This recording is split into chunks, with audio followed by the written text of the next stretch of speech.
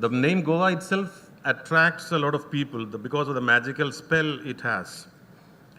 Because the Goa, being a non-Goenker, but a naturalized Goan or a Goenker, because of my multiple responsibilities which I had in Goa, I would say that because in my earlier responsibility also, I used to travel a lot out of Goa within India. And whenever I go out, people ask me, where are you coming from? And the word Goa itself creates that kind of a feeling in them.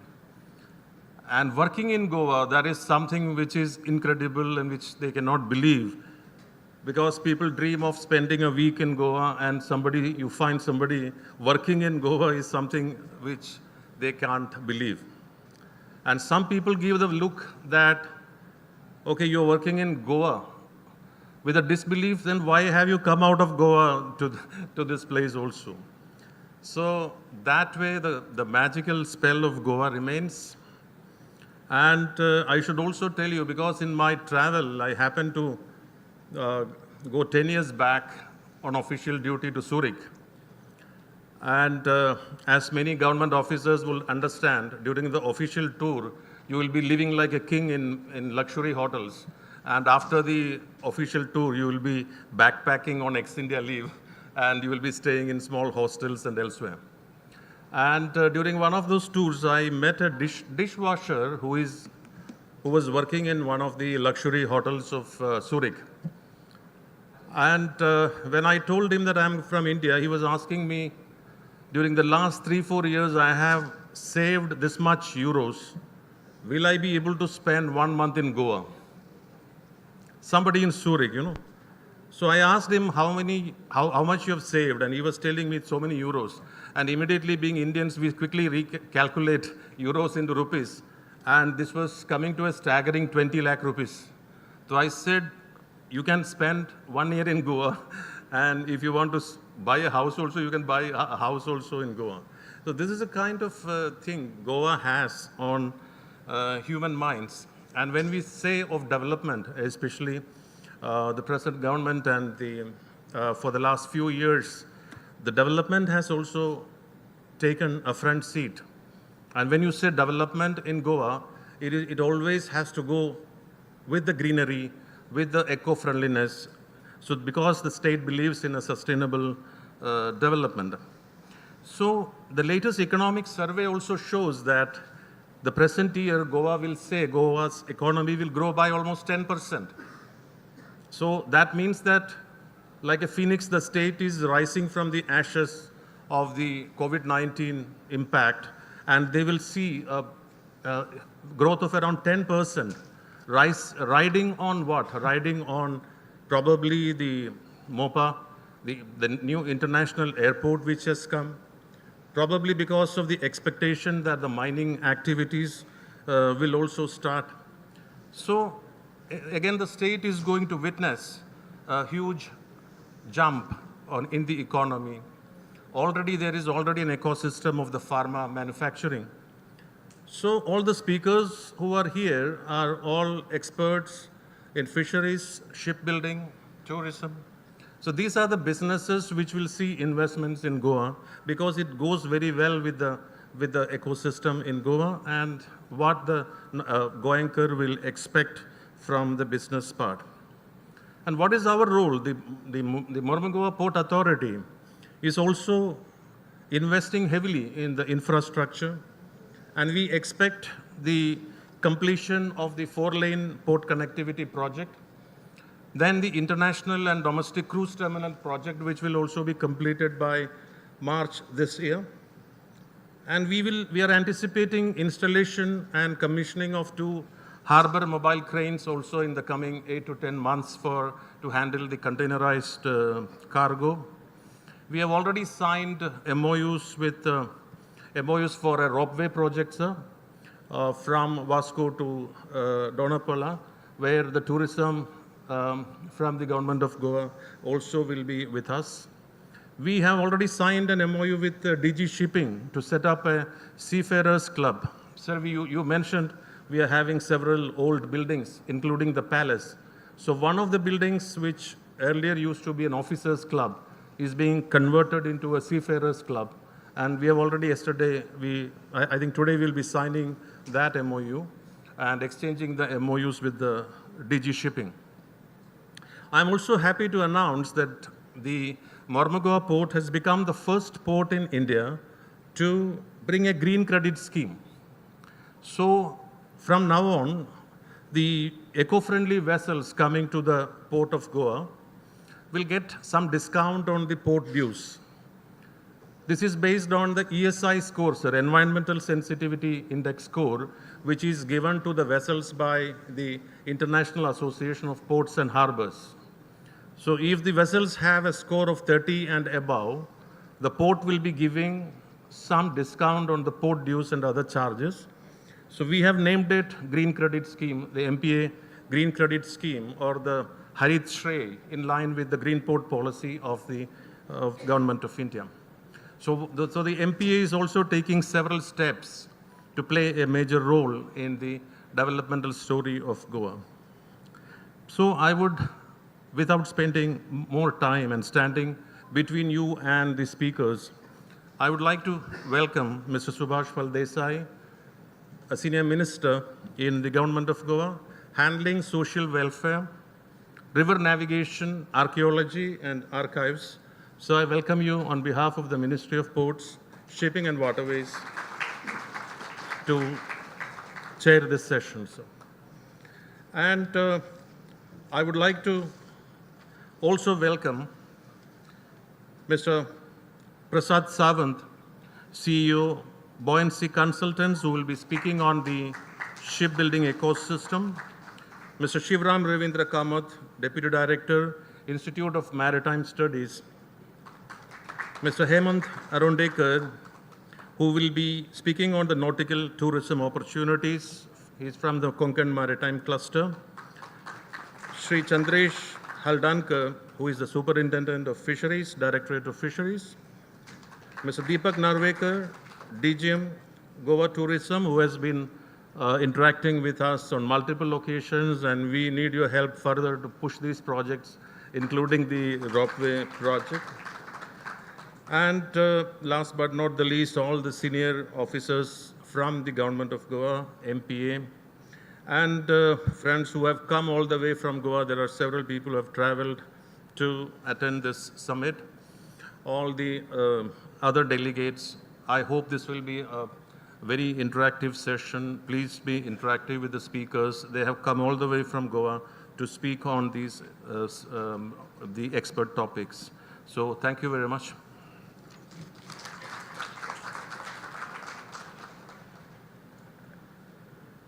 Thank you so much, sir. Can we have a louder applause for sir? As he rightly said, Goa is not a word, it's a feeling. And we all feel that. Let's move ahead. We have a very warm welcome for our Honorable Minister with the felicitation of the session chair. So I'll request our Dr. N. Vinod Kumarji to present a shawl and memento to our Honorable Minister, Shri Subhash Phaldesai.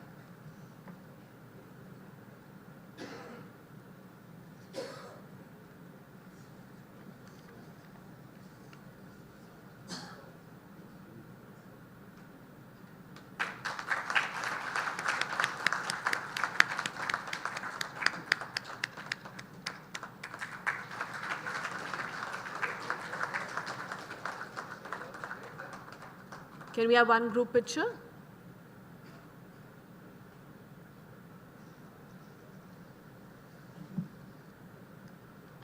Thank you so much. Moving ahead, we have the exchange of the MOUs. I'd request the representatives to be present here and ready. The first MOU is between Messrs. Southwest Port Limited and Mormugao Port Authority for construction of covered shed. MOU value rupees 180 crores. Yes, please come onto the stage.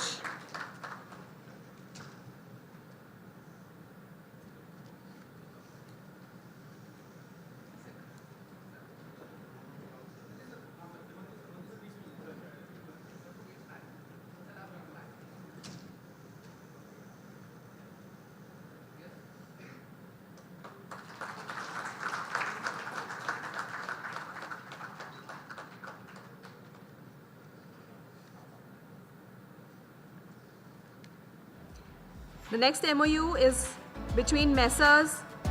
Sagarmala Development Company Limited and Mormugao Port Authority for procurement and commissioning of one harbour mobile crane. MOU value 85 crores.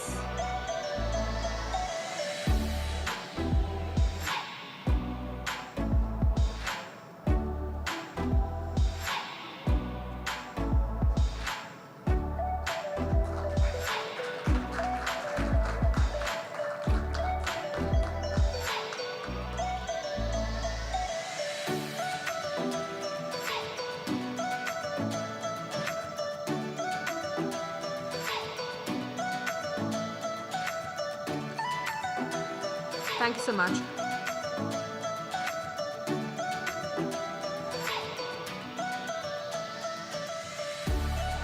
The next MOU is between Messrs. Vedant Ship Management India Private Limited and Mormugao Port Authority for hiring of thugs. MOU value 62.26 crores.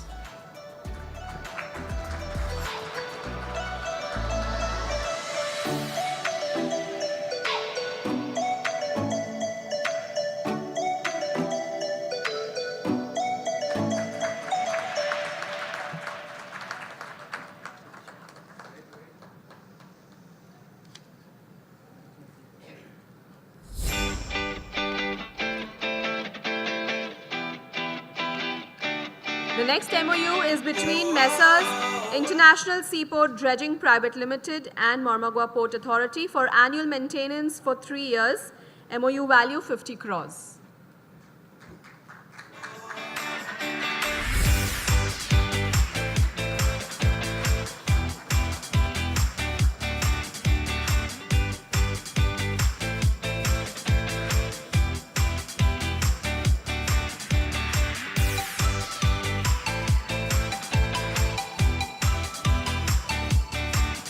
The next MOU is between Directorate General of Shipping and Mormugao Port Authority for setting up of Seafarers Club. MOU value 10 crores.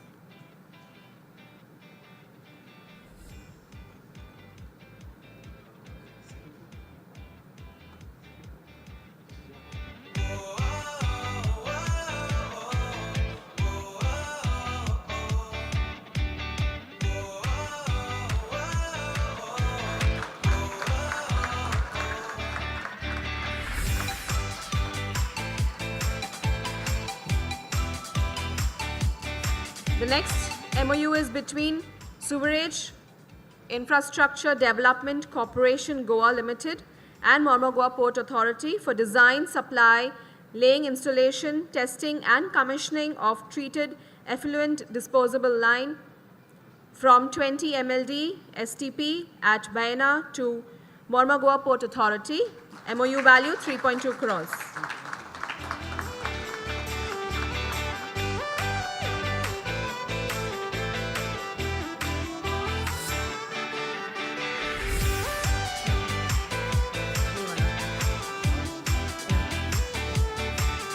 The last MOU is between Sagarmala Development Company Limited and Goa Tourism on development of water-based tourism projects connecting important touristic locations at a cost of around 200 crores.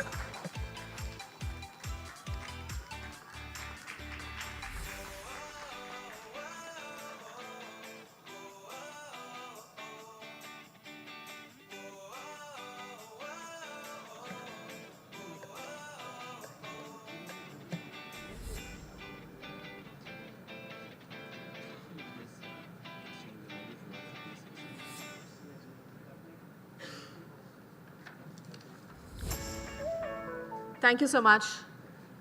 Please take your seats.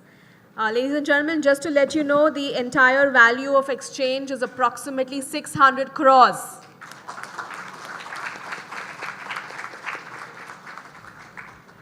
Moving ahead,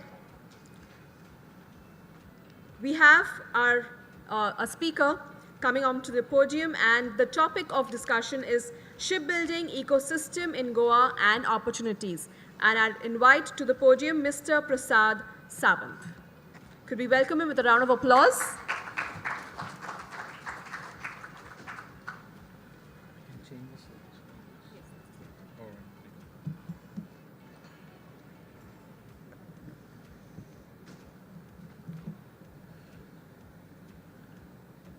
Good afternoon, everyone. Honorable Shri Subhash Phaldesai ji, the session chair for today's Goa session, the convener Dr. Vinod Kumar ji, chairman of MPA, distinguished guests on the dais, uh, the spectators and the ladies and gentlemen who are present in the hall, and all the students I see behind who are also there. Welcome everyone for this Goa session today. I'm going to talk upon shipbuilding ecosystem in Goa and opportunities. I think earlier speakers have rightly said, Goa is not just a state. I think Goa is a state of mind actually. And especially if you're on a flight to Goa, and as a business we are running from Goa now for more than 10 years, you'll always see you're probably the only guy, moving in and out of Goa for business. Everyone is either in their shorts or in t-shirts. So Goa is not just a place, it's a state of mind. And you can see that when you are moving in and out of Goa. And it gives me an immense pleasure to represent a vibrant sector of shipbuilding and the ecosystem that it has to offer for the entire country today. So these are some of the areas that I'm going to touch upon. Just a brief introduction about what we already have, the state of Goa, our geographic location and so on. Our shipbuilding ecosystem, various stakeholders that are there, what is currently happening in the Goa, and what are the opportunities moving forward. Goa is a state which is south of Mumbai, right? It's almost around 540 kilometers south of Mumbai on the west coast of the country, which is on the Arabian Sea. And it has 105 kilometers of coastline. There are almost 555 kilometers of inland waterways and 255 kilometers of navigable waterways. So as you can see, the location is quite strategic, and of course we are blessed with the beauty that it has to offer. There are 6 national waterways, declared waterways in Goa, out of which 2 major are the river Mandavi and river Zuari. So Mandavi river has, a draft of almost 3.2 kilometers, because if you're talking about shipbuilding, draft both underwater and the air draft becomes a critical factor, and that sort decides the type of projects that we can handle in our state. The other major river that we have is Zuari, where we get a draft of almost 3.2 meters. And the air draft over there is 11.8, and for Mandavi it's almost 9 meters of air draft. As you can see, Mandavi is almost 41 kilometers and Zuari is 50 kilometers. So these are the largest rivers, and most of our shipbuilding ecosystem is along these coastline of these 2 major rivers.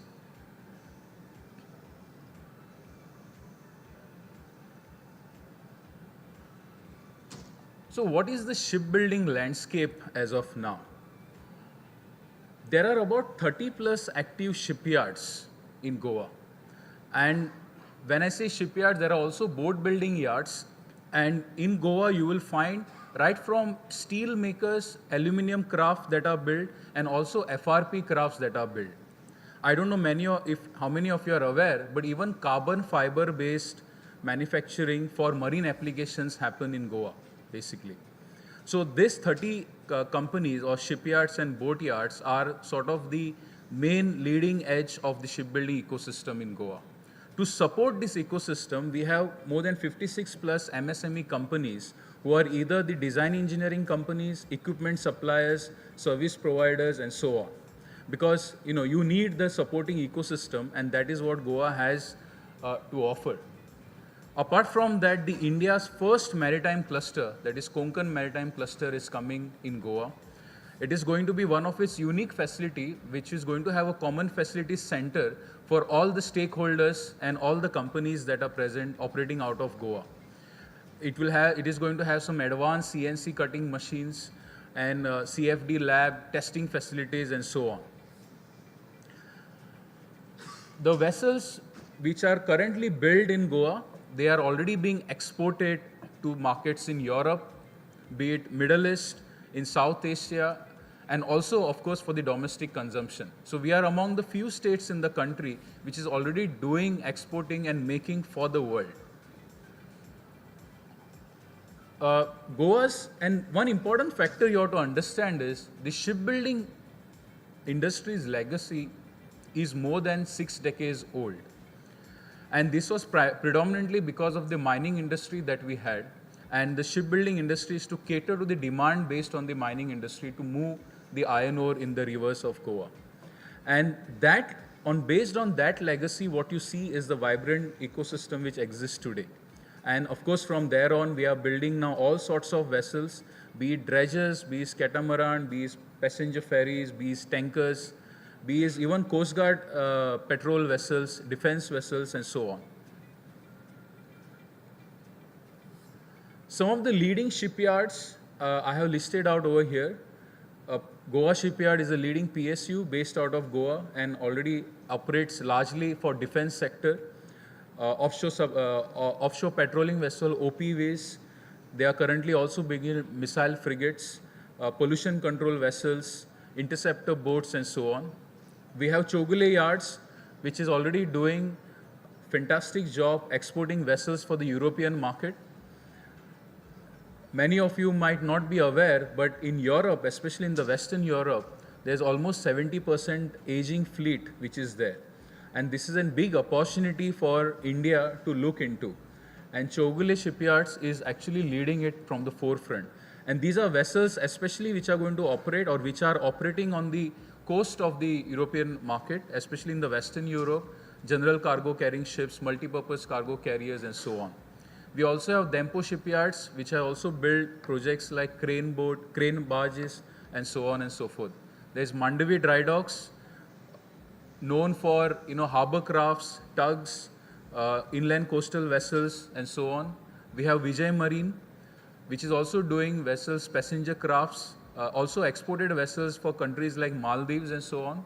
We have Prakha Engineering, Synergy Shipyards, Shirodkar Shipyard, West Coast Shipyards, Aquarius, Amicas, Solas, and Boatcraft.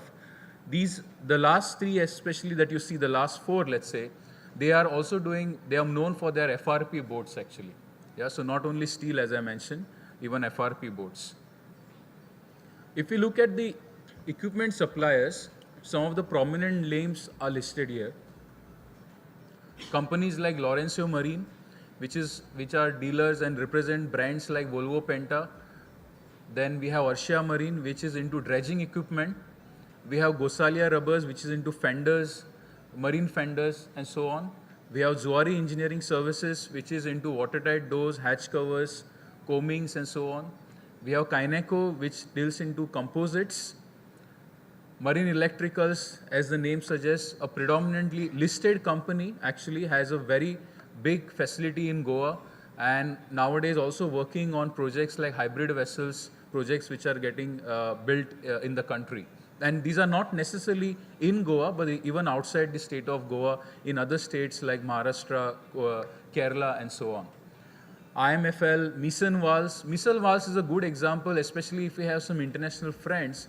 It is actually a company wherein a Swedish company has a stake in this, and then these valves are actually manufactured in Goa for marine applications. They have also supplied valves for inland, the India's first aircraft carrier, which was built in Kerala, basically. They were actually built, these valves and components were manufactured out of Goa. We have Wackman, we have House of Safety, Parikh Power, represents several engine makers, and so on. If you look at design engineering companies, we have companies like Buoyancy Consultants, which are not only having base in Goa, but they are also having international presence based out of Europe, in Singapore, and also in North American markets. We have Ares Marine. It is a company which is headquarters in Middle East and has an extensive presence across 25 countries. And one of their key engineering resource talent pool is based out of Goa. We have companies like Archetype, well known for their inland waterways and coastal ships. Several of these vessels are operating on the Indian coastline. We have international companies like Cadmatic. It's a Finnish-based company. It has presence in more than 30 countries all across the world, and they actually serve customers in Europe. Almost have a 90% market share in Europe, in North America, in Middle East, and so on, and also in Far East. Even in Japanese, some of the largest yard, in Japan utilize their software. And I must tell you with immense pleasure, they have a software development division based out of Goa. It is their first and only software development center that they have outside of Europe, and it is based in Goa. We have someone like BlueTech, who are known for their large ocean-going bulk carrier ships. It is a Finnish company again and has a base in Goa as well. We have other startups like GTX Design, Nirman Engineering, also well-known name in the inland waterways segment. Several boats in the coastline and in inland waterways are designed by them. And we also have company like Ocean Fins Marine Design. Some of the key projects, what you see on your screen is a 200 passenger vessel, which was built by Vijay Marine Shipyards. Then we have a 30-ton bollard pull tug, which was built by Mandavi Dry Docks. We have these flagship projects for an European client. These were recently launched by Chogule Shipyards, 500 and 350 DWT. These are hybrid vessels for general purpose cargo carrier. So some of the latest technology which is there. And I must also add over here, in fact, the critical generator set and their assembly, which is being supplied by Volvo Penta, is been integrated in Goa itself. The gensets are made and installed and assembled in Goa itself. Yeah, and almost 12 of these vessels are going to be built, and this is going to ply for a Finland-based owner. We also have Goa Shipyard, which is known for its offshore patrolling vessels, for be it Coast Guard or also for Indian Navy. We also have Dempo Shipbuilding. They also have a facility in Gujarat. And this is a project of Crane Barge, which was launched back in 2015. Shipyard known as West Coast Shipyard, which has built a cutter suction dredger as well. I mean, dredging is a largely talked about opportunity in India, and there are already players who have built and delivered vessels from Goa. Another example, it's an ICE class multi-purpose vessel which was built by Chogule Shipyard for a customer, for a Dutch client. We have again a container carrier, 5,400 DWT, built at Timblo Shipyards. Some examples from the design side. This is an 10,000 horsepower inland towboat, which will be operate in the Mississippi River in US. And this is going to be the largest inland towboat in the US water. And this particular project is designed from Goa by a company named Buoyancy Consultants. We have Solas Marine, a flagship project that they have, firefighting and rescue boat, which is also there.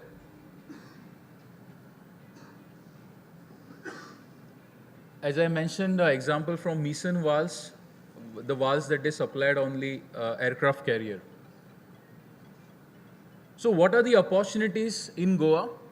I would like to mention that the decades of experience and the talent and the engineering pool which is available, there is a collaboration opportunities for companies that are looking to access Indian market. And the only way forward is going to be with collaborations. So if you are looking to aim for Make in India project or Design in India projects, then you have to collaborate, and this talent is available, and we welcome you to the state of Goa to explore such opportunities. Who are the key ecosystem facilitators? We have CII Goa, we have Konkan Maritime Cluster, we have SciTech, which runs two major institutes known as Institute of Shipbuilding Technology and Institute of Maritime Studies. And of course, we also have government agencies. We have a Goa pavilion here at Hall D, and Captain of Ports is also available over there. So feel free to drop in and explore more. We'll be more than happy to facilitate such conversations. That's all I had. Thank you very much.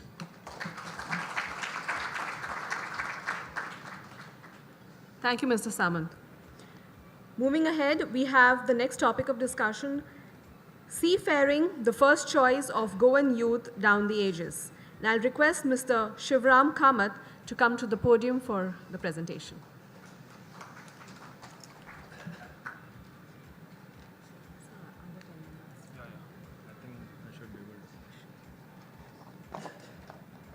Honorable Minister, Mr. Subhash Valdesai, Chairman MPA Dr. N. Vinod Kumar, dignitaries on days, and all the attendees. Good afternoon to you. See, I am a professional seafarer, and right now I am also a maritime trainer.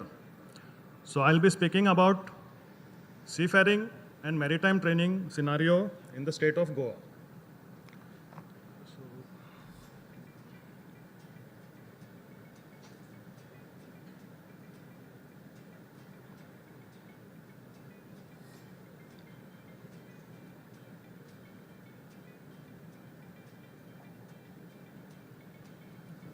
Excuse me.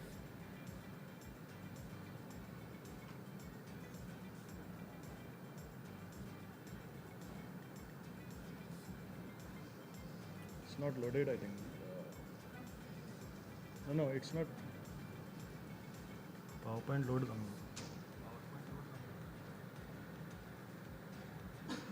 Anyway, I'll just speak.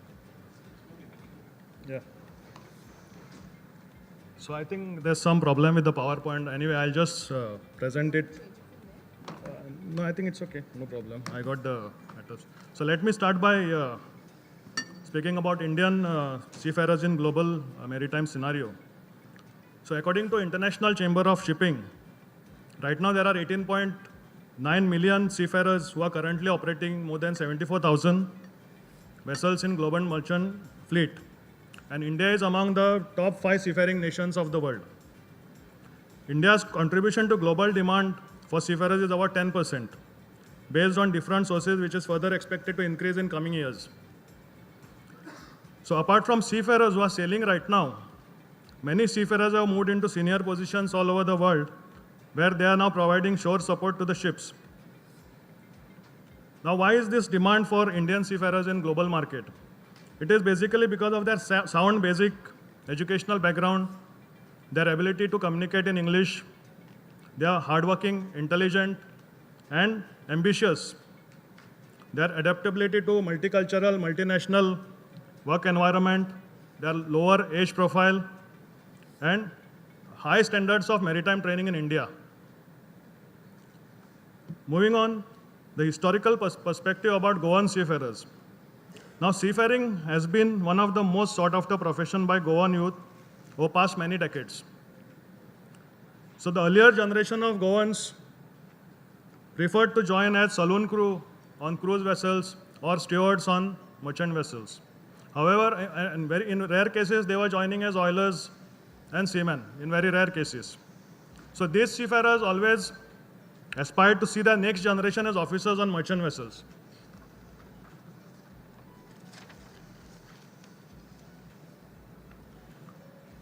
Goan seafarers form significant part of number of seafarers from India who are joining global merchant fleet. So considering the population of Goa, it may not be surprising that Goa may have the highest number of seafarer density among all Indian states. Moving on to Goa's inland shipping scenario. As mentioned by previous speakers, the state of Goa has about 255 kilometers of navigable inland waterways.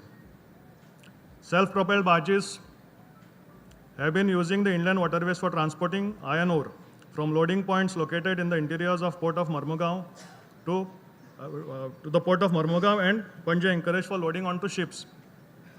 Passenger transport on inland waterways is being carried out by motorized ferry boats. Inland waterways are also being used by tourism sector for activities such as river cruise, floating casinos, etc. Also, there are many small privately owned shipyard, shipbuilding, ship repair yards located along the river banks. So these yards carry out jobs ranging from minor repairs of small boats to construction of specialized next generation mini bulk carriers. Moving on to river navigating vessels. Government of Goa's Captain of Ports Department is responsible for developing inland waterways and minor ports of Goa. Department is having a maritime school, unique of its kind in Goa, which imparts seamanship and maritime engineering training to personnel seeking employment on inland water and other mechanized vessels. The school was started in 1972. This institute mainly conducts two types of courses for deck and engine room. They are new entrant training course and advanced refresher training course. So further, manpower was also required for shipbuilding industry and support industry. SciTech, they came together and started ISBT. So requirement of highly specialized trained manpower by shipbuilding, repairs, and allied industry in the state of Goa compelled the industry itself to come together under a banner of Shipbuilding Industry Society of Goa, later known as Society for Industrial and Technical Education of Goa, SciTech. The main objective of SciTech was to provide local shipbuilding industry with well-trained technical manpower to suit their requirement and conduct program for existing workforce. The founding members of society are shown on the screen. So in the year 1981, SciTech established a polytechnic named Institute of Shipbuilding Technology, ISBT. Perhaps ISBT is the only institute in India to be established and managed by group of industry. First course to be introduced at ISBT was a 4-year diploma course in shipbuilding engineering. And this course till today is considered as most unique course to be offered by any educational institute in India. The students from this institute are working not only in Goan shipyard but also in shipyards around the world. They are also in great demand in ship designing sector. Many students, they join merchant shipping as marine engineer after completion of pre-sea training. My co-speaker, Mr. Prasad Sawant, is an alumni of that institute. Moving on to global maritime shipping, training of the crew who are certified to sail on ships plying in international waters have to meet certain requirements set by IMO. And these are implemented in India by DG Shipping. As such, all maritime training institutes have to comply with norms set by DG Shipping to get the necessary approvals. So the state of Goa has some reputed maritime training institutes. The first among them is Institute of Maritime Studies, IMS. This institute also was started by SciTech, responding to the aspirations of more and more Goans who wanted to join merchant navy as officers on FG vessels. The institute was established by SciTech in 1997. The institute is regarded as one of the top maritime training institute in India for training marine engineers. The institute has been having almost 100% placement record with some major international shipping companies, recruiting their engineers directly from the campus. The institute primarily conducts following courses: marine engineering for graduate engineers and marine engineering for diploma engineers. Further, SciTech has also constituted a skill development center. With their keen interest in training and skill enhancement of local youth, SciTech has established a skill development center which conducts specialized training as required by local shipping industry, including specially curated courses. Apart from local shipping industry, specialized courses have also been conducted for employees of international shipping companies and Indian Coast Guard. Goa Shipyard Limited has tied up with SciTech as executive partner to provide training in welding to the youth. Next, we have another institute which is also quite old, Nusi Maritime Academy. The Nusi Maritime Academy was conceived around 1983 at a time when Indian shipping was beleaguered with problems of shortage of men, rapidly aging, rising age profile, and non-induction of fresh blood. Nusi Maritime Academy is the only academy of scale started by trade union, imparting technical training with view to create a cadre of qualified seafarers. Further, we have Seascan. Next. Seascan Marine and Maritime Foundation.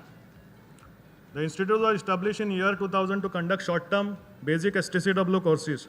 However, looking at the demand for ratings, the institute started conducting long-duration courses from year 2002.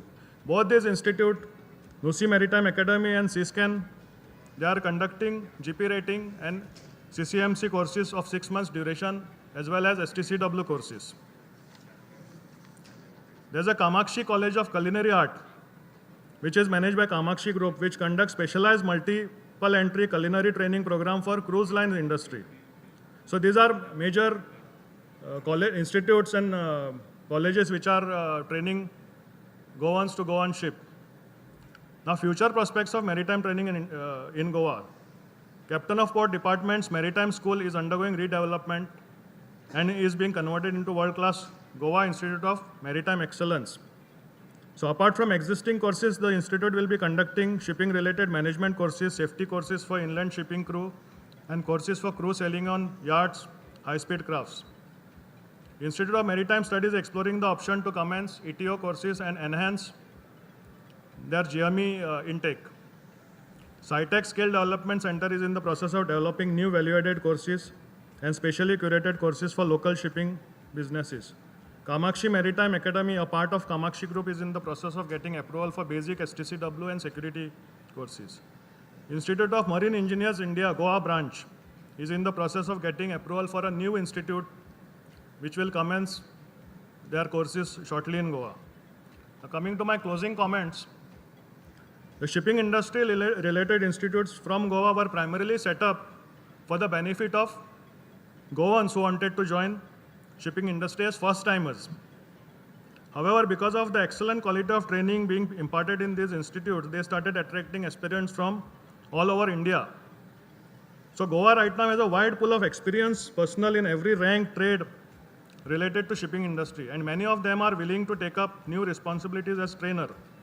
And having experienced trainers is one of the key assets any training institute can have. Industries in Goa are very supportive of local training establishments, are willingly allowing access to their infrastructure such as transshippers, shipyards, workshops, etc. for practical training purposes. Murmugao Port Authority is also willingly allowing access to the trainees to ships calling the port for first-hand and practical experiences. In recent times, the maritime industry as well as global merchant shipping is placing much greater emphasis on training of existing employees, and there is an increased demand for trained new recruits. With the government's Make in India initiative, the need for trained and skilled personnel is only likely to grow in maritime sector. So what can be in future?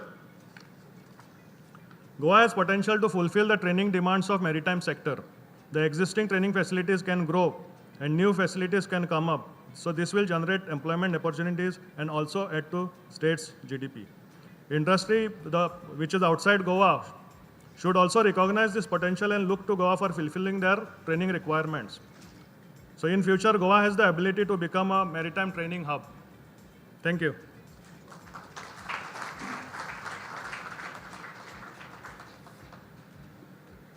Thank you, sir.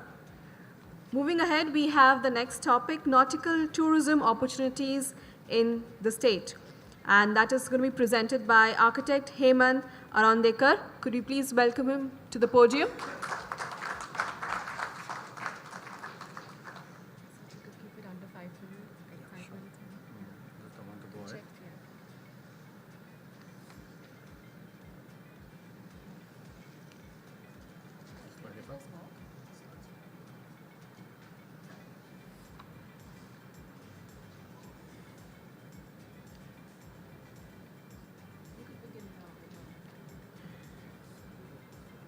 Shri Subhash Phaldesai, Honorable Minister for Social Welfare, River Navigation and Archives, Government of Goa.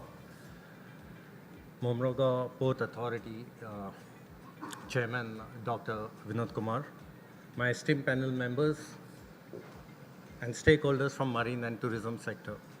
Good afternoon. My topic is how Goa can be a leader in the nautical space.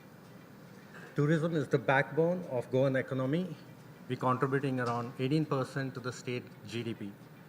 40% of our population is directly or indirectly involved in the tourism sector. Goa has been a premier tourism destination for the last 5 decades. It has developed expertise in hotels, catering, MICE, and events. Nautical tourism stands out for its potential to achieve social economic development in coastal and island destinations and as a lever for sustainable tourism. Being a coastal state and strategically located, it is perfectly placed to be a leader in the new sunrise and fast evolving tourism product of nautical and cruise tourism. Nautical tourism can be divided into 2 main types. Nautical tourism based on recreational and sports, and nautical cruise tourism. With a coastline of 100 kilometers plus and easy connectivity with domestic and international market, Goa inherently becomes the first choice for a long vacation or even a short getaway. Nautical tourism, along with its maritime tourism, are emerging opportunities for the state of Goa, many in the hinterland river destinations and offshore locations yet unexplored.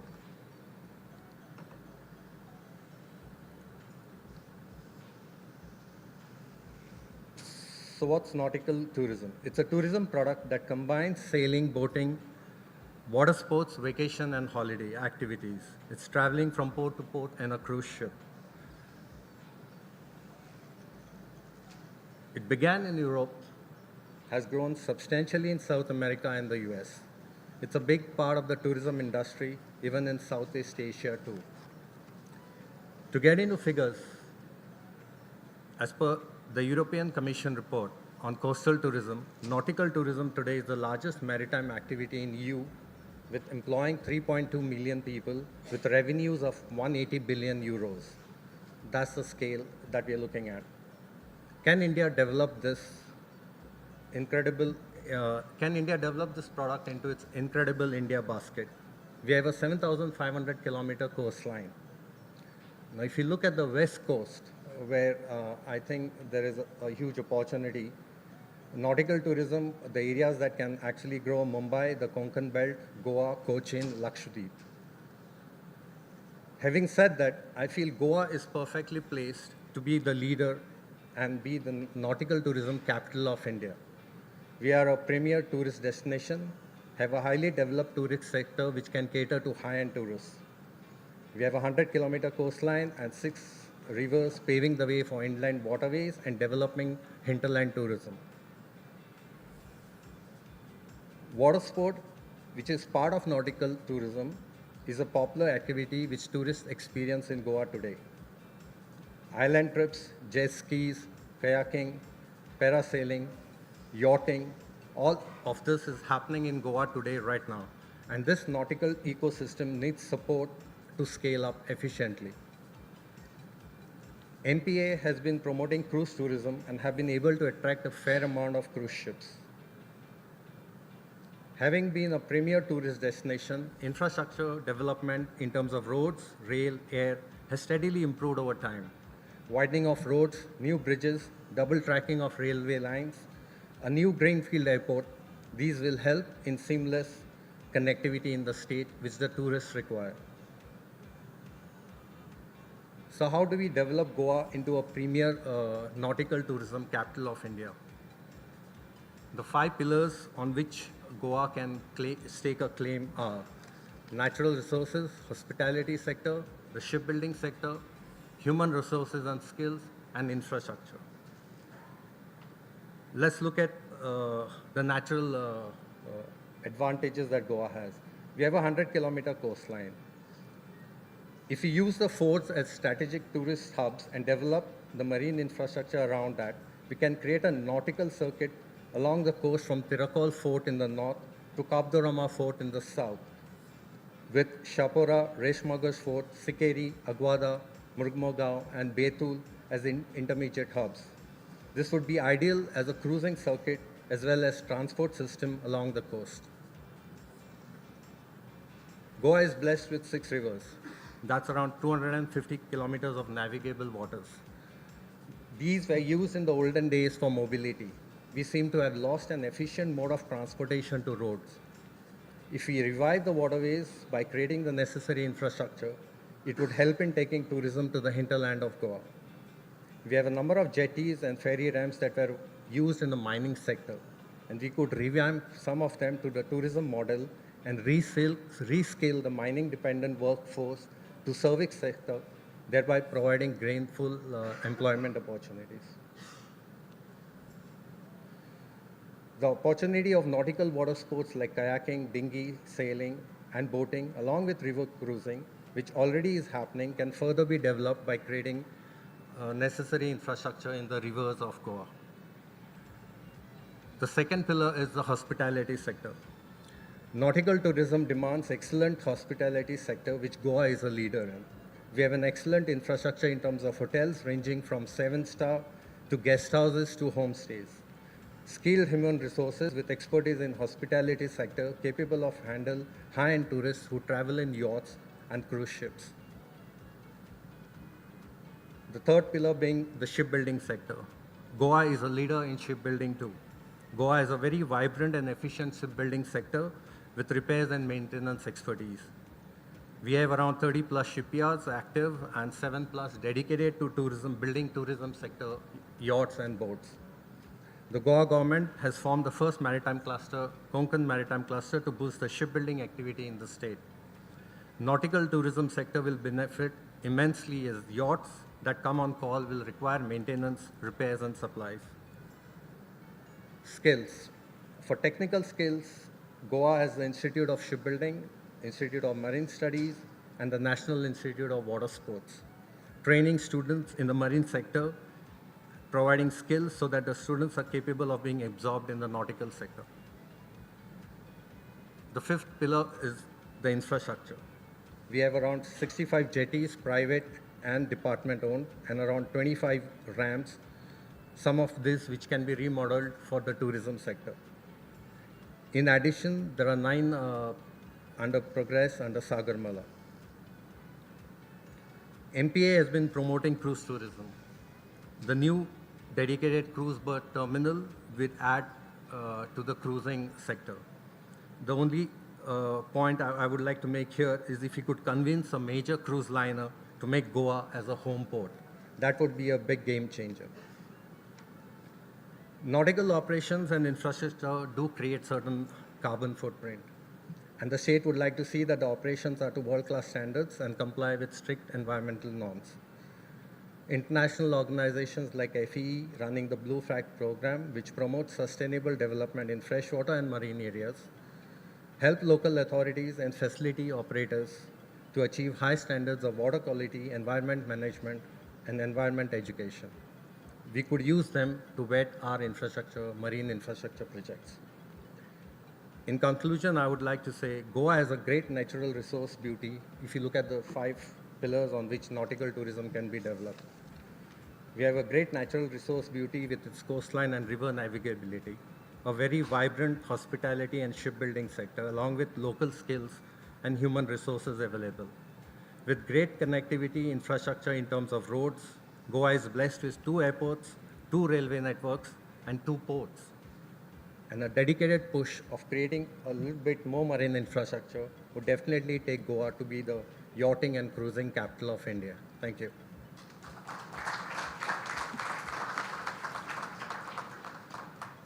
Thank you so much, sir. Your pictures on the presentation took me back to my holidays, and I'm going to be booking my flight ticket after our event right now. Yes. All right. Let's move ahead. We have the next topic, which is unlocking Goa's fisheries potential, insights and opportunities in the state. And I request Shri Chandresh P. Haldankar to please take the session.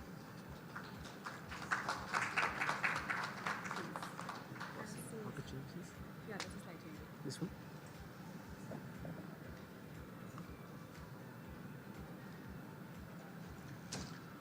Respected Honorable Minister, Chairman MPA, Speaker on the dais, and the audience, very good afternoon to all. My topic is different actually. You can see on this slide, like I will be not speaking about the shipbuilding or the ports. This is somewhat a different subject which I am going to present right now with you. This is basically unlocking the potential of fisheries because there is a lot of potential with respect to fisheries sector in the state of Goa. So I would like to present you the 2 sectors basically in which a lot of investment can be done. So this is the basic profile of the Goa, as everyone has stated before.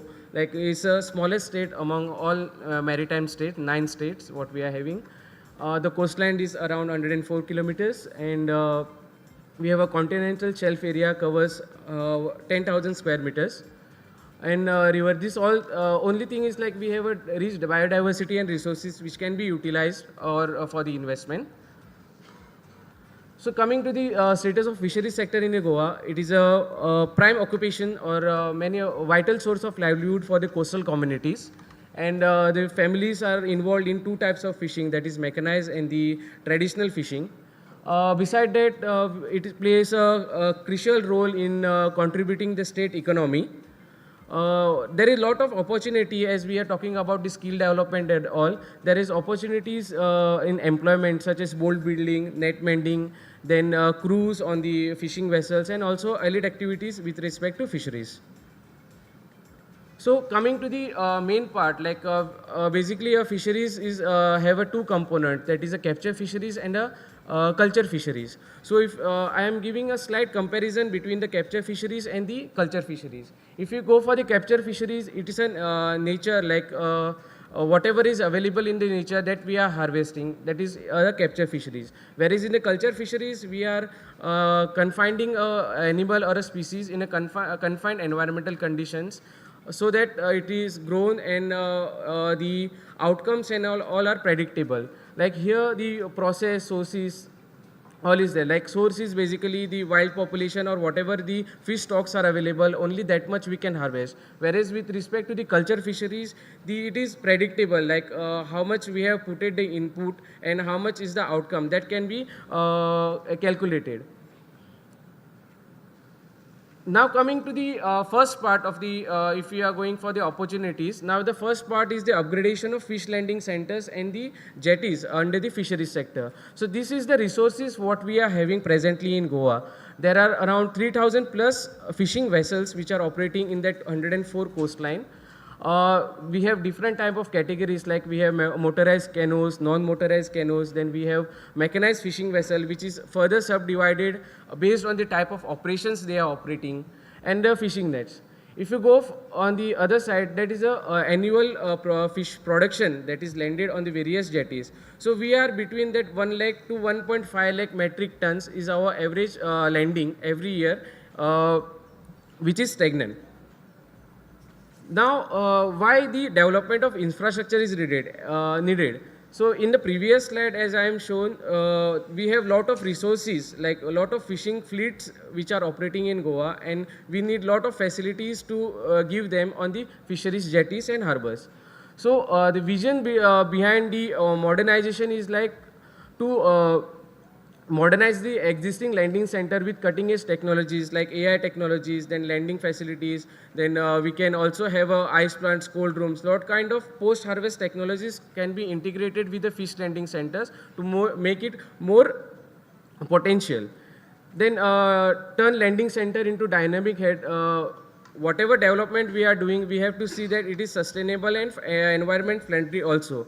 So these are the present facilities which are available on the fishing jetty. If you see like berthing and jetties and ramps on which the fishing vessels land their catch and all.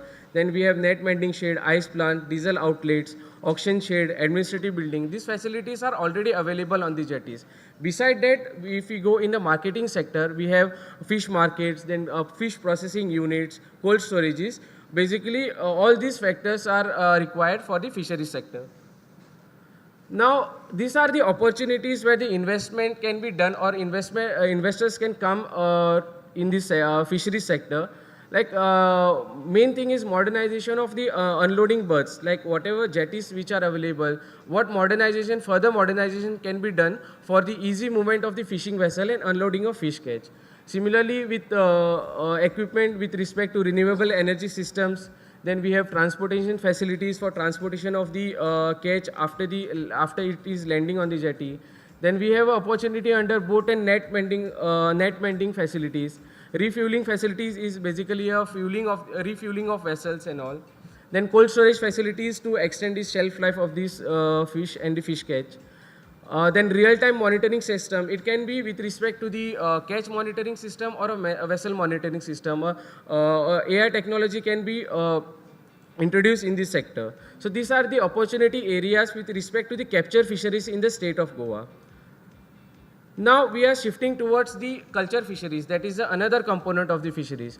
So why there is a need for this shift of this from capture fisheries to culture fisheries? See, capture fisheries is basically what is available naturally in the sea that we are catching. That is, we know like at a limited stocks are available, and now day by day population is increasing. We are also as a fish is a rich source of protein. It's included in the major diet. So how we can increase the production? So there is need to shift from capture fisheries to culture fisheries. So the Goa government has identified like open sea cage culture can be a potential area where the fish production can be increased, keeping in mind that it is sustainable and friendly. So in year 2020, Goa has come with the Goa State Mariculture Policy. With the main commitment of this policy was the sustainable aquaculture practices and the increasing the fruit production through culture fisheries. So these were the objectives in the way we have come with the mariculture policies, as like encourage the offshore aquacultures, then introduce advanced technologies in the fisheries sector, develop skill among the fisheries community and the rural employment, then attract investment from the private sectors. So these were the main objectives in which the mariculture policy was formed and came into existence. The potential of the open sea cage culture is basically it is done in a confined way and basically it will meet the global rising need for the fish. The main another aim was this collaborating with the research institute in open avenues regarding the innovation and advanced technology advancements, because a lot of institute in India are doing research with respect to open sea cage culture. However, the research is basically done on how it is cultured and the input things. Wherever the research is basically requirement on the requirement of the infrastructure, what is required for this cage culture. Then one more area where the investment can be investing in real-time monitoring system. As the open sea cage culture is done in an offshore thing, you can do lot of advancement with respect to the real-time monitoring and artificial intelligence. So this is the pilot project which is done by the Fisheries Department Goa in year 2014. From 14 to 16, the pilot projects has been taken by the state of Goa, and based on these experiences, we have come with the mariculture policy. So coming to the conclusion is like in the fisheries sector, we have two components, that is the upgradation of infrastructure facilities, as I have shown, like various components are there where the investment can be done. And second one is the open sea mariculture policy, where you can also help in increasing the production for the state of Goa. This is from the side of fisheries sector. Thank you very much.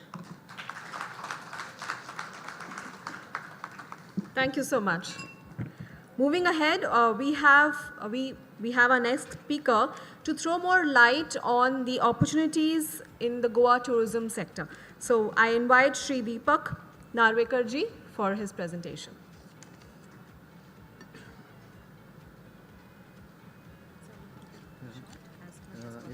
Sure.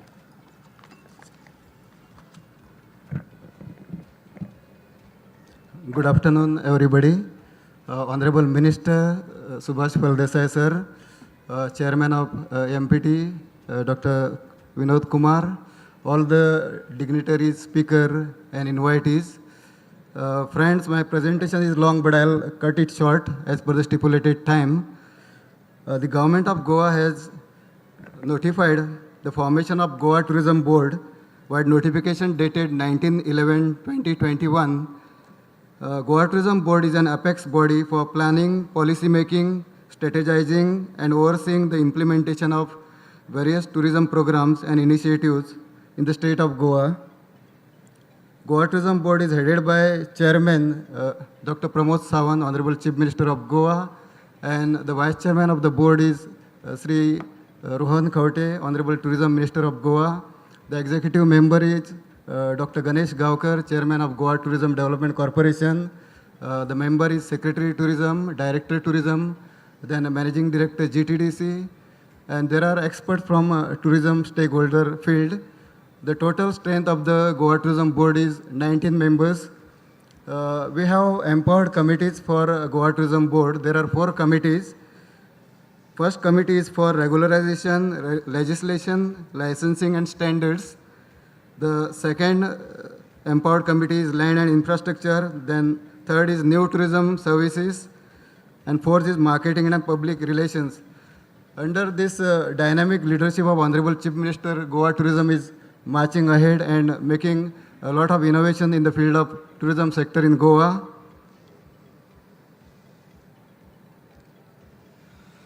Goa, renowned vibrant tourism destination. We are having 8.1 million tourists visited for the year 2019 and 7.2 million tourists visited for the year 2022. The average length of stay of tourist in Goa, domestic is 4 days and international tourist stays for approximately 9 days in Goa. Goa is a tiny state of India consisting of diverse tourism opportunities. This is map of Goa. Goa received several prestigious awards. First and only Indian state to receive safe travel stamp from WTTC. We received National Tourism Award in 2022. Kotigaon village in Goa has been awarded the best tourism village in India 2023 in the bronze category. Goa Tourism also received Best Wedding Destination in India award at BLTM held at Lila Ambience in Delhi. We also received many other awards for Goa. This year, Goa has hosted 8 G20 meetings, and one more extra meeting was also allotted to Goa at the last moment. These meetings were held in Grand Hyatt and the Taj Convention Center. The highlight of all this meeting is Minister for Tourism meetings. All the international tourism ministers, they have come to Goa and they have held deliberation on tourism promotion in Goa, wherein nautical tourism was also highlighted in the meeting. Goa is 365 days tourist destination for all season. We are having summer from March to May. We are having monsoons from June to September. We are having winter season from November to February, which offers several experiences beyond beaches. As you all know that Honorable Tourism Minister vision is Goa beyond beaches. We are having a caravan policy and we are having a homestay policy will be in progress, and we are diverting tourist traffic from away from the beaches to hinterlands of Goa, and we are also promoting nature tourism. We are having all activities happening in Goa. This spontaneous you can see beach and flea markets. We are having cuisine and temples, churches. We are having beautiful festivals happening in Goa, the Rivo-inspired carnival, the Sigmo. We are having exhilarating river rafting in Goa. As you all know, Goa is having 2 airports, Manohar International Airport, which is 35 kilometers from Panjim, and Goa International Airport is 30 kilometers from Panjim. Goa with 2 operational airports ensures great connectivity. Manohar International Airport, Goa's new gateway to the world. We are in cruise tourism also. We assist Mahama Port Authority in organizing welcome program for the international and domestic tourists arriving to Goa. We welcome them by traditional dances of Goa like Dekhni dance, Kundbi dance, then brass band we are playing. We are giving them maps, information booklets and Goa mementos. We are having topmost beaches in Asia, which is rated by TripAdvisor, such as Agoda. We are having Mojim Beach and so many other beautiful beaches in Goa. We are having Basilica of Bo Jesus Church, Safa Masjid, Tamdi Sulla Temple, Sikh Cathedral. You must be knowing Goa has signed MOU with Uttarakhand Tourism for promoting Goa as Dakshin Kashi. Honorable Minister for Tourism has traveled first flight, Indigo flight from Manohar International Airport to Dehradun, Uttarakhand.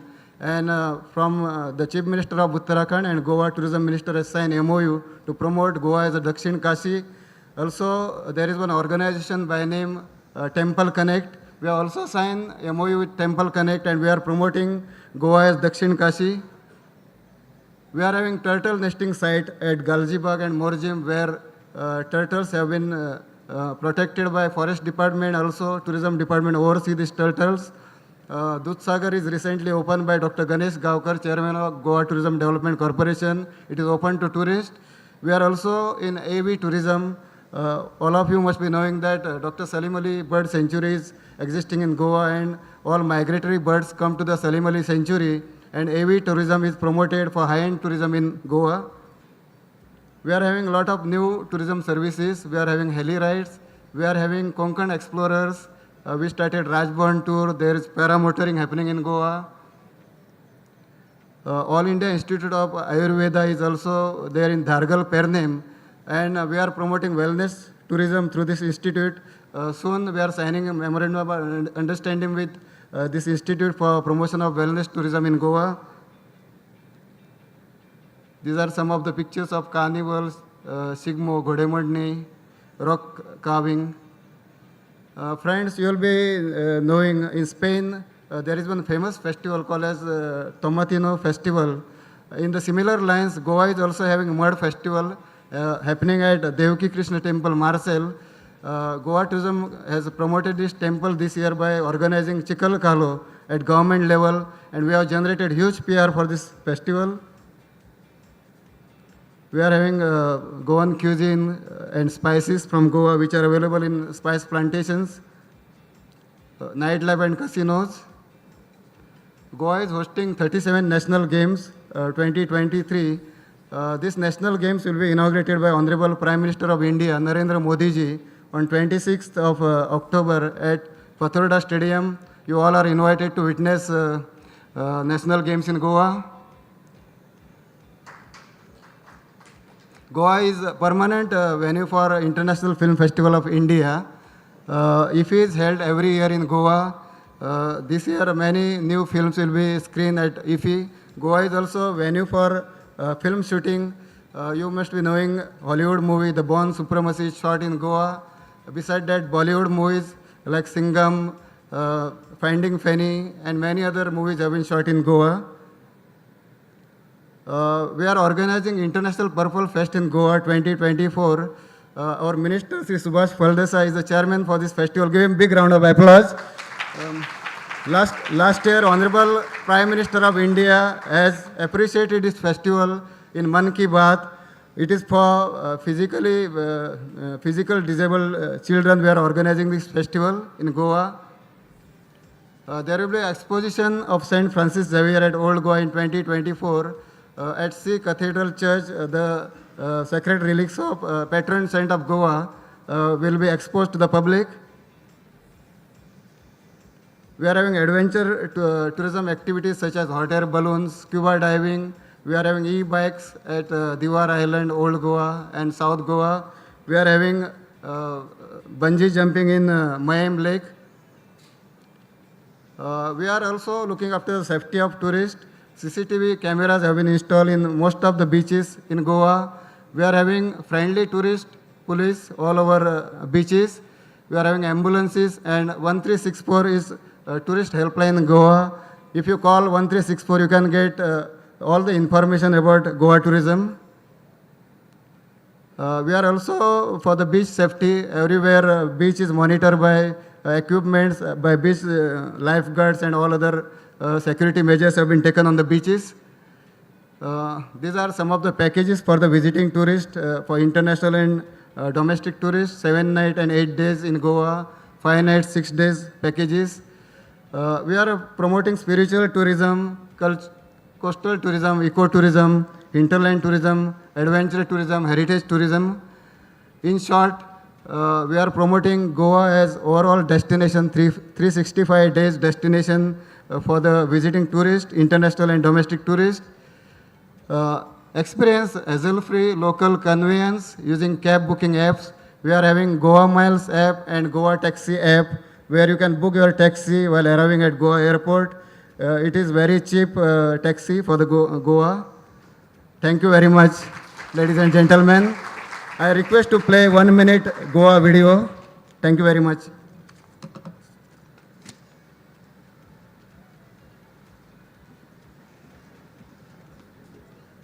Thank you so much, sir. I think we all are booking our tickets now. Well, till we have the video playing, yeah.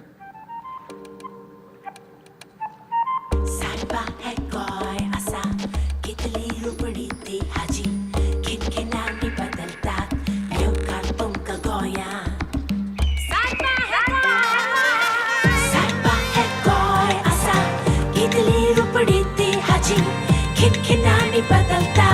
Yevka Goya.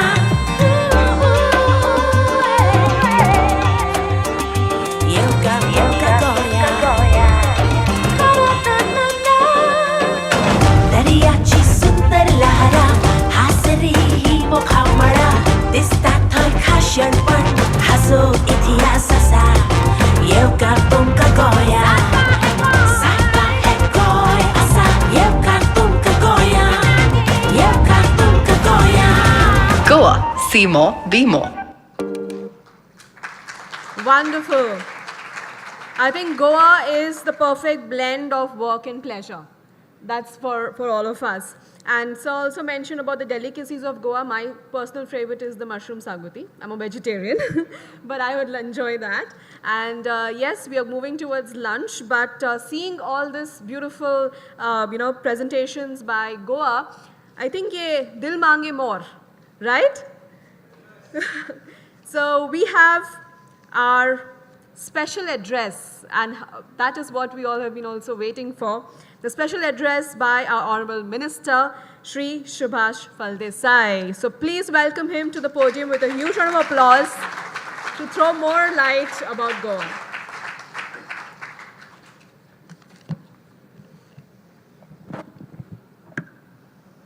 Namaskar and good afternoon to you all. I think you are tired now with all these sessions going on back to back. The dignitaries, the distinguished dignitaries on the days, Dr. Vinod Kumar, the chairperson of MPT. I don't name all of them. I don't want to penalize you further. All the distinguished dignitaries on the days, all the eminent speakers, all the international and national delegates or investors who have come down here, the Ministry of Shipping, Ministry of Fishing, Ministry of Tourism, all the officers, the students who have come to see what Goa is and what are the Goa's credentials, and my dear friends.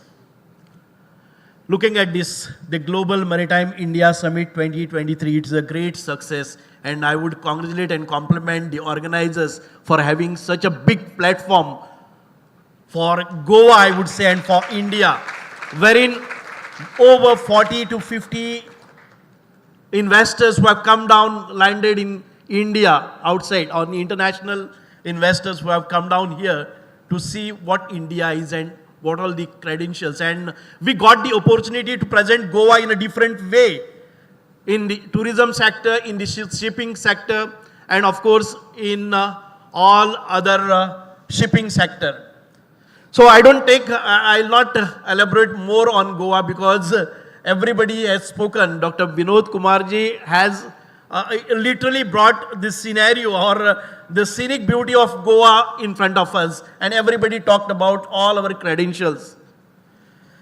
I'm really overjoyed to see such a diverse and esteemed audience gathered here today as we embark on a journey to promote the Global Maritime Summit 2023. We are living in exciting times when India is suddenly projected to be the world's bright shining star in the world of gloom and depression. In the last 9 years, from being the 10th largest country in terms of GDP, India has grown, now become the 5th largest economy in the world. In the line with the Prime Minister's vision for one Earth, one family and one future, the Global Maritime India Summit 2023 has been planned to showcase the wide and diversified maritime economy of Goa. At the same time, we offer business opportunities for world-class infrastructure development in marine tourism and other tourism and maritime sectors. Our Honorable Prime Minister has already highlighted the journey of India from last 75 years after independence and another 25 years to go. We call it as Amrut Kal.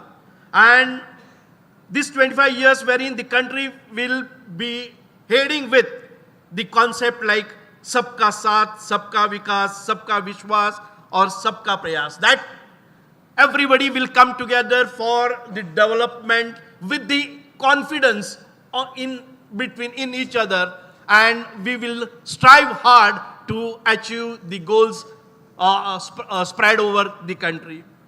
So we will become a Atmanirbhar, that is, we will be a self-sufficient country in the growing times.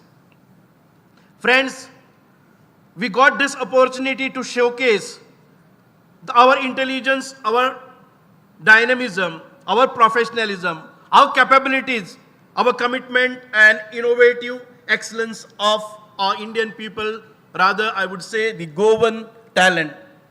You have been constantly hearing these words: Bharatmala, Blue Economy, Sagarmala, Dedicated Freight Corridor, and the revolutionary Gati Shakti initiative of the Honorable Prime Minister of India, which is essentially a digital platform to bring 16 ministries, including railways and roadways, together for integrated planning and coordinated efforts and implementation of infrastructure and its connectivity. Let me explain the few things. The present scenario of the maritime sector in Goa. Goa's maritime sector is a multifaceted powerhouse boasting well-connected network of rivers and a major port and minor ports with passenger ferries crisscrossing rivers, barges carrying iron ore for exports, shipbuilding and repairs of all-purpose domestic and international vessels, including the defense patrol vessels, world-famous beaches and cruise tourism, from maritime education to pharmaceutical exports and port-led industrialization. The state's contributions are diverse and impactful. Goa has inherent advantage of becoming the maritime hub of the country, becoming a vital gateway for landlocked states of India and also to many foreign countries. We have a lot of opportunities. You have seen Goa is open for investment. It's an investment-friendly state, I would say. And you have seen the Goa, how it is.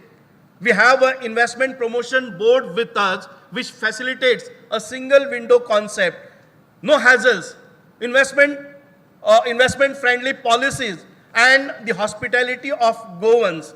We have a lot of things that with us.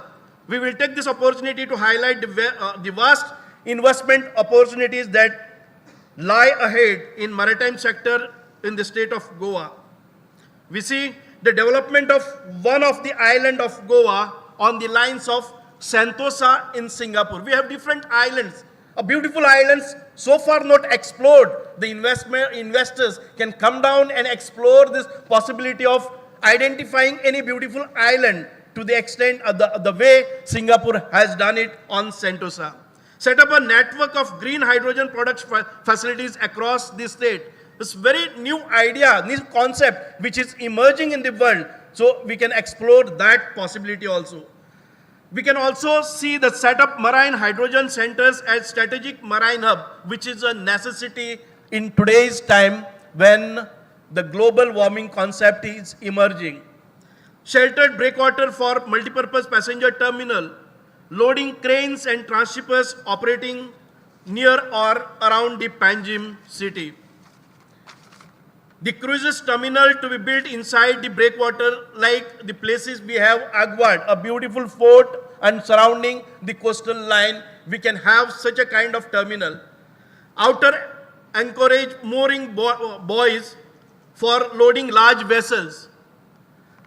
We can also set up a submarine tourism for scuba diving. We do not have a scuba diving, though we have a large coastal area. We have rivers, beautiful rivers, a rich culture of fishing that is existing here, and we do not have at scuba diving.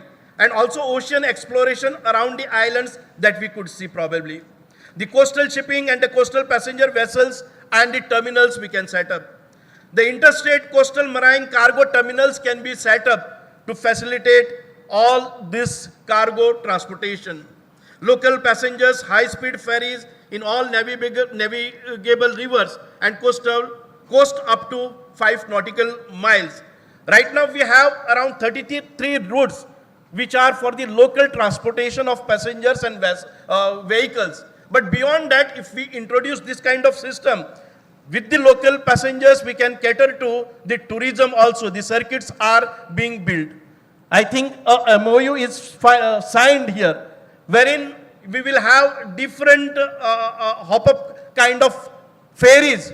It will pick up the passengers, drop them on the way, and again carry on. They can visit the surrounding islands and beautiful temples, churches, get back into another ferries and complete the circuit. So there are 2 circuits which have come during this. I think you have signed the memorandum here. Extend high voltage 11,000 volts network to all the jetties, ferry rams and stationary vessels in anchorage locations. Development of Konkan cluster and building state-of-art commercial vessels for export and enhancing other shipbuilding, ships repairs and activities. We have seaplane tourism facilities to be developed in some of the river. We can explore this possibility because the rich tourism, tourists, people come down here to see Goa, and people will not mind for this kind of, if investors think of this process. Seaplane tourism facilities to be developed in some of the rivers. Wave and tidal power generations. This is again energy generations.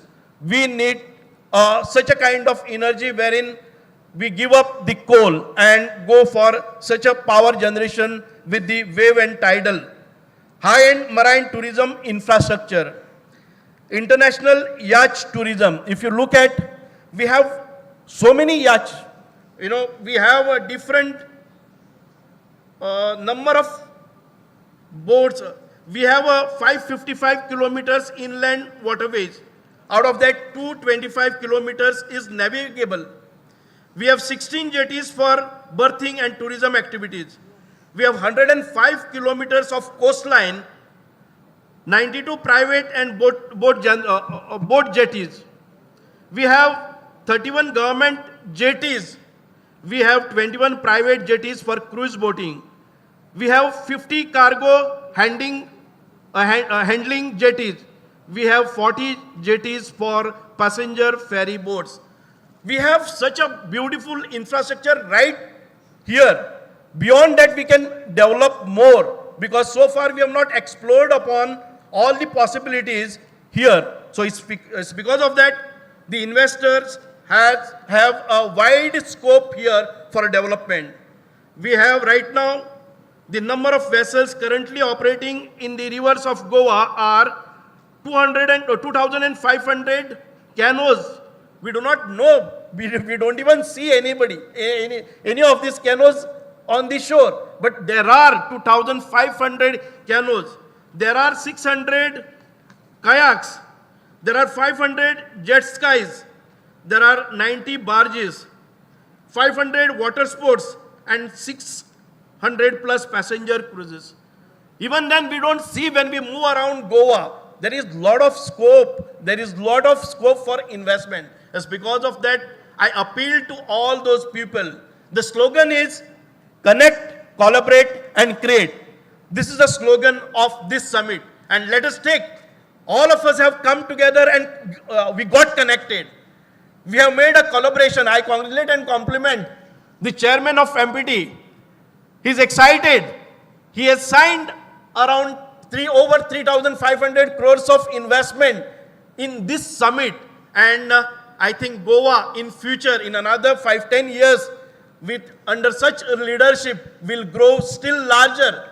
And we feel that Goa will be enriched with all such beautiful more things which are existing today, but it will be complemented lot of other things to grow.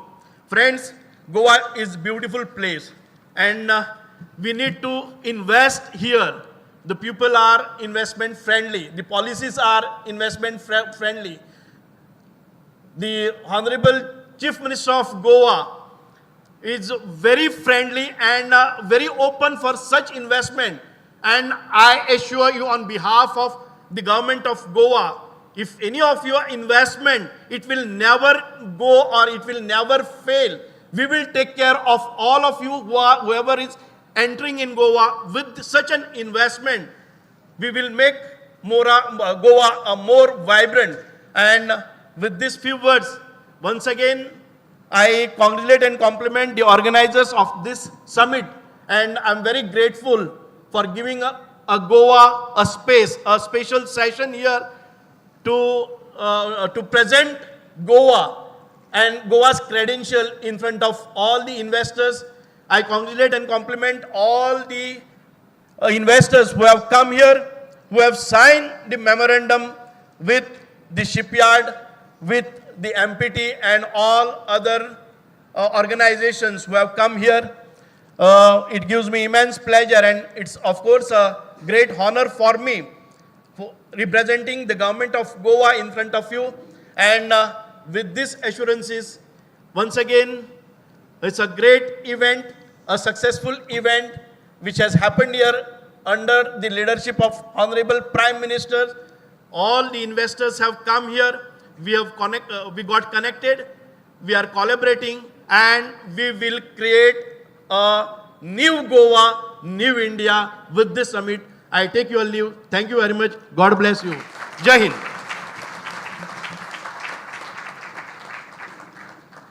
Thank you so much, sir, and thank you for bringing in the energy in this room. Can we have one more loud applause for sir for summarizing it all? Thank you so much. I'm sure you might be having some questions, but because of the time and being cautious of the time, you can have the questions taken outside of this room, and also you can visit the pavilion, the Goa Pavilion, and take the questions. All right. So let's move ahead. We would like to conclude this beautiful session by presentation of mementos to all our speakers by the hands of Dr. N. Vinod Kumar. So the memento being presented to Mr. Prasad Sawant.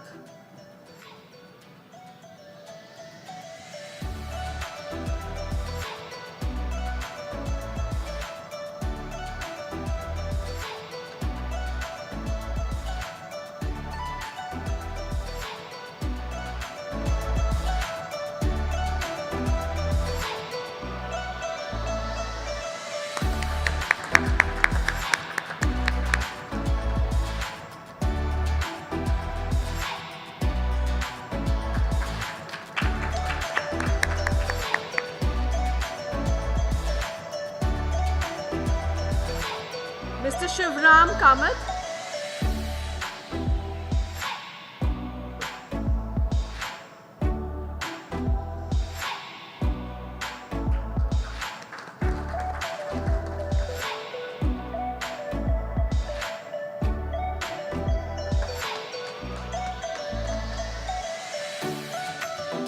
To architect Hemant Arondekar.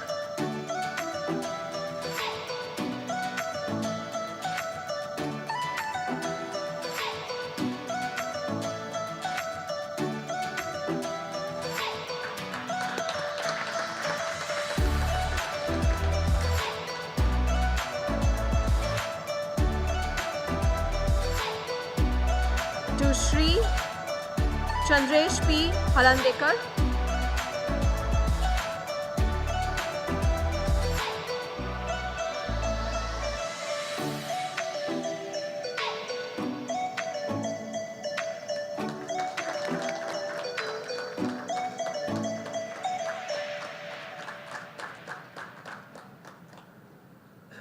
And to Shri Deepak Narvekar.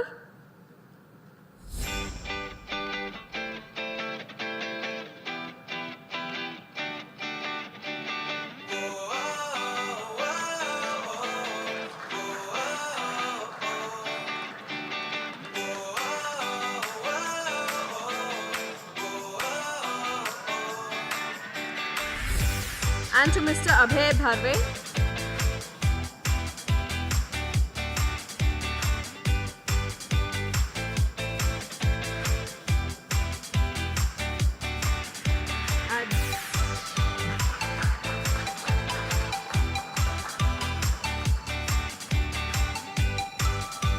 I now request Mr. Octavio Rodriguez to felicitate our chairman, Dr. N. Vinod Kumar.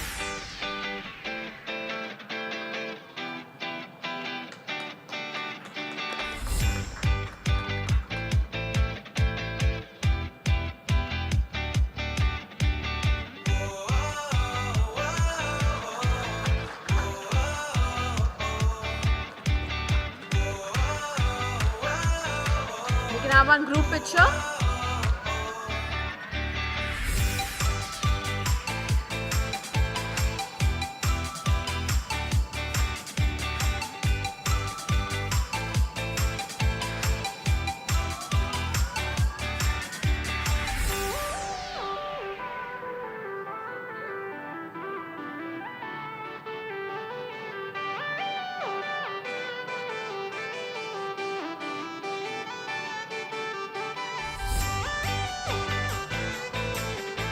Thank you, sir. And for the concluding remarks,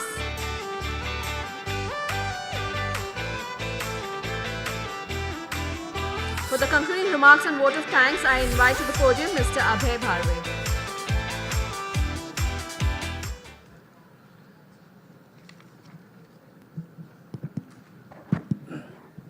I think as convener, Mr. Abhay, because you will not thank yourself. So, because he has been the single point of contact with me and my team to arrange this session, because multiple departments, and he has to be given the credit for. Thank you very much. Thank you, sir. Good afternoon, ladies and gentlemen. It must be a heartfelt pleasure for me, in fact, a privilege to thank you.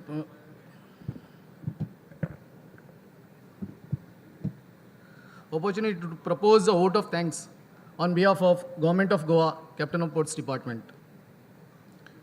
I would like to extend my heartfelt, sincere gratitudes to the Honorable Minister, Social Welfare Minister, River Navigation and Archaeological Minister, Mr. Sri Subhash Faldesai sir, for sparing his time and chairing this session.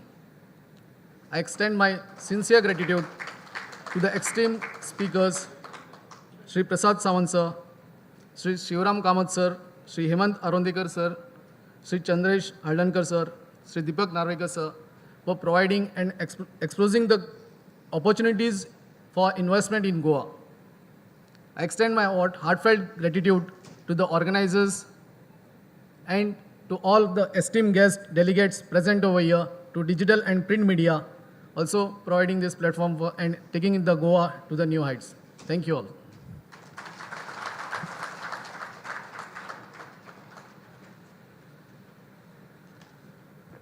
Thank you so much for the vote of thanks. And with that, we conclude this wonderful session. I'm sure you can all take out your phones and book your tickets for Goa, because they have really enticed us to, come visit Goa. Thank you so much once again. And just a few announcements to be made. The valedictory session is at 2:30 at hall number 1A, so you all are invited. And all the delegates, you can collect your delegate kits by showing your badges from the registration desk. Right? Yes, and please join us for lunch. Lunch is served in the area for lunch and snacks. So, inviting you all for lunch, and take care. Have a wonderful evening ahead. And this is Reema Tarahira signing off.